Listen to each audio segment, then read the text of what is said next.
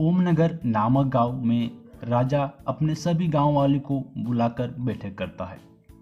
राजा जी, आप हमें सभी गांव वाले को क्यों बुलाए हैं?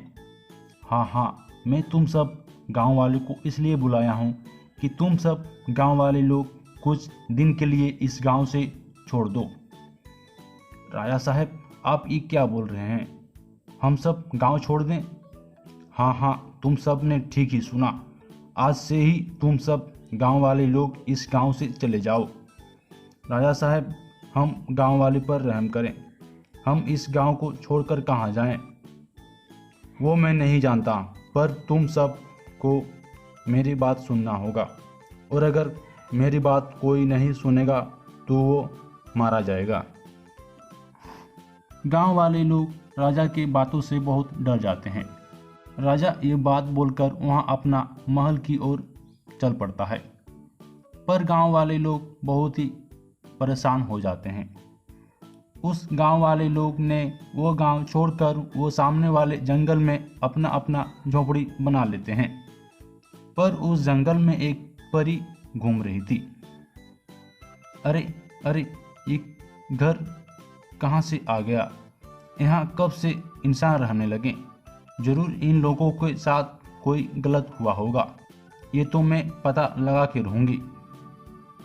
परी उसी वक्त एक बूढ़ी का रूप ले लेती है और वो पूछने के लिए चली जाती है। अरे, कोई घर में है? हाँ, आ रहा हूँ। माँ जी, आप कौन हैं और आप कहाँ से आए हैं? बेटा, मैं तो इसी जंगल में रहती हूँ, पर तुम सब कब आए? माँ जी, हम लोग आज ही यहाँ अपना घर बनाए हैं। पर बेटा, तुम सब इस जंगल में घर क्यों बनाया है? तभी वो राजा का सारा बात उस परी को बता देता है। ये बात सुनकर परी को बहुत गुस्सा आता है और बहुत खराब भी लगता है। तभी परी अपना रूप ले लेती है। उस परी को देखकर वहाँ के सभी लोग पहुँच जाते हैं। आप कौन हैं? हम सबको छोड़ दें, हम सब यहाँ से चले जाएंगे। तुम सबको डरने की कोई ज़रूरत नहीं है। मैं एक परी हूँ, मैं तुम सबको कुछ नहीं करूँगी, पर तुम लोगों के साथ बहुत ही बुरा हुआ है। इसके उस राजा को मैं सबक जरूर दूंगी। इसके लिए तुम सबको जाना होगा मेरे साथ। और परी और उस गांव के लोग सभी राजा के पास चले जाते हैं। राजा, अरे ओ राजा! राजा ये आवाज़ सुनकर तुरंत बाहर निकलता है, पर उस परी को देखकर राजा बहुत डर जाता है। अरे, आप कौन हैं?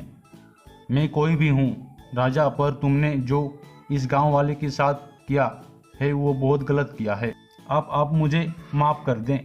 मैं मानता हूँ मैंने गलत किया, पर मैं ये बोलता हूँ कि आप सभी गांव वाले लोग इसी गांव में रहें। राजा, तुमने जो किया है ये तो माफ़ी काफ़ी लायक नहीं है, पर मैं तुम्हें माफ़ करती हूँ। और ये बोलकर परी वहाँ से चली जाती है और वो लोग, गांव वाले लोग सभी उसी गांव में खुशी की ज़िंदगी से रहने लगते हैं।